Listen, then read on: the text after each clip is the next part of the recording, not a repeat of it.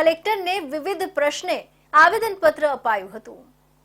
જૂનાગઢ તાલુકાના 58 જેટલી ગ્રામ પંચાયતોના બનેલા સરપંચ એસોસિએશનના પ્રમુખ રાજેશ લુણાગરિયાની આગેવાનીમાં ગ્રામ પંચાયતો ઉપર બિનઅધિકૃત નિયમો લાગુ કરી ગ્રામ પંચાયતોમાં કામ કરતા સરપંચોને હેરાન કરવા મુદ્દે તેમજ ગામોની અંદર લાઇટ, રોડ, પાણી અને પાણીની પાઇપલાઇનોની ઇલેક્ટ્રિક મોટરોની નુકસાની થઈ હોય ત્યારે તેની તમામ મરામત ગ્રામ પંચાયતના સરપંચો કામ કરતા હોય છે।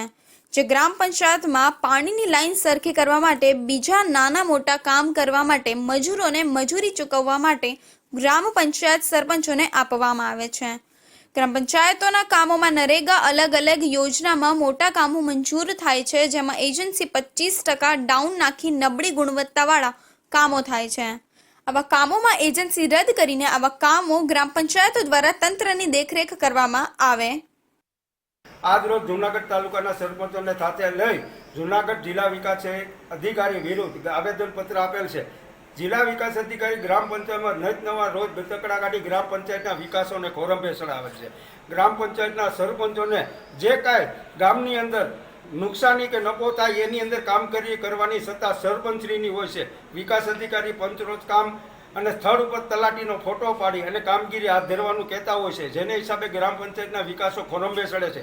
તલાટીના હેડક્વાર્ટર જે તે જગ્યાએ હોતા નથી, સિટીમાં હોય છે, જેના અનુસંધાન લેડીઝ તલાટી હોય અને રાત્રે કોઈ બનાવ બન્યો તો રાત્રે હું લેડીઝ તલાટીને બોલાવીને ફોટા પાડવાના જે તે જિલ્લા વિકાસ અધિકારી સાહેબને મારી નમ્ર વિનંતી છે કે સાહેબ તમે તમારી કચેરીઓના પહેલાં વ્યવહાર સુધારો, પછી ગ્રામ પંચાયતો સુધારજો। પંચાયત લોકો અરજદારો ગામડેથી આવતા ત્રાહીમામ પોકારી ગયા કચેરીઓ છે, પૈસા દો તો કામ થાય, પૈસા વગર ક્યાંય કામ કરવામાં આવતા નથી।